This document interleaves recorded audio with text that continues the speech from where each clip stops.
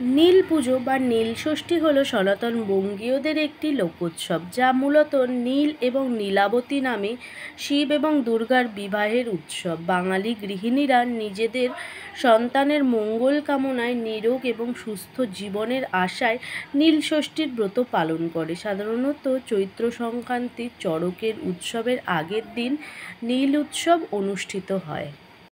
গঙ্গা স্নান সেরেই আমি চলে এসেছি পুজো দিতে, আর পুজো দিতে এসে দেখলাম বিশাল লাইন পড়েছে। তখনও এই যে মন্দিরটায় পুজো করছি, এই মন্দির খোলা ছিল কিন্তু কোনো ব্রাহ্মণ আসেনি। হঠাৎ এই ব্রাহ্মণের আগমন, তাই গিয়েই প্রথম পুজোটা কিন্তু আমি করে নিচ্ছি।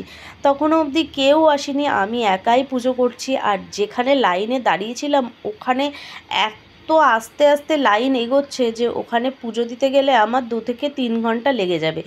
এর পাশেই ছিল এই মন্দিরটি, ভোলে বাবা আর মায়ের মন্দির, মানে কালী ঠাকুরের মন্দির, বড় মার একদমই পাশে এই মন্দিরটি। আর আমি সেখানে দুধ, গঙ্গা জল থেকে আরম্ভ করে সমস্ত ঢেলে খুব শান্তি মতো আমি পুজোটা করেছি। মানে ভীষণ ভালোভাবে আমি পুজো দিয়েছি। এটাই যদি ভিড়ের মধ্যে আসতাম, এত ভালোভাবে পুজো দেওয়া আমার কখনোই সম্ভব হতো না। আমি এখানে যে মন্ত্রগুলো ঠাকুরমশাই উচ্চারণ করছিল সেগুলো সমেত ভিডিওটা দিতে পারতাম, শুধুমাত্র এখানে প্রচণ্ড পরিমাণে গান বাজাচ্ছিল, শ্যামা সঙ্গীত, কপিরাইট আসবে বলে আর দেওয়া সম্ভব হয়নি। আর আমি পুজো করতে করতে আমার দেখা দেখি একজন আবার লাইন ছেড়ে বেরিয়ে এসে এখানেই পুজো দিচ্ছে। আসলে প্রথম আমি গঙ্গা স্নান করে এই মন্দিরেই ঢুকেছিলাম পুজো দিতে যাব বলে।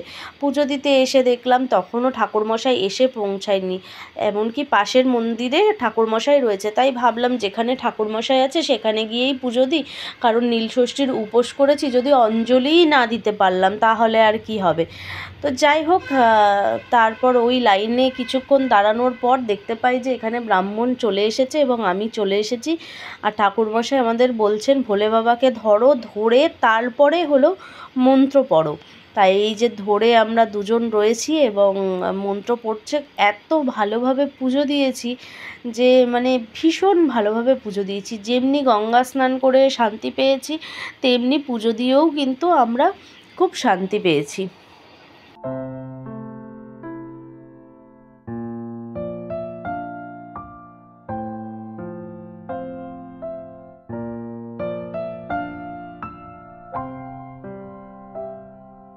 নীলষষ্ঠীতে নীলের ঘরে বাতি জ্বালাতে হয়।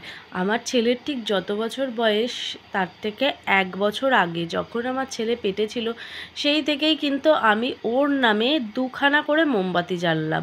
আর আজও তার অন্যথা হয়নি, আজও কিন্তু আমি ওর নামে 2খানা মোমবাতি নীলের ঘরে জ্বালিয়ে এসেছি। যদিও এটা রাত্রিরে জ্বালাতে হয়, রাত্রিরে তো আর মন্দিরে আসা সম্ভব হবে না, তাই জন্য এখনই জ্বালিয়ে নিলাম। আর এটা হলো আগে ভোলে বাবার সামনে আমি দেখিয়ে এসেছি, আর তারপরে হলো মায়ের মন্দির, মায়ের সামনে দেখিয়ে এসেছি। যাকে আমি ভিডিও তুলতে দিয়েছি সে যে মাকে একটু তোমাদের দেখাবে সেটা তুলে দেয়নি, শুধু মানে আমারই ভিডিওটা তুলে গেছে, তাই মাকে দেখানো আর সম্ভব হয়ে ওঠেনি।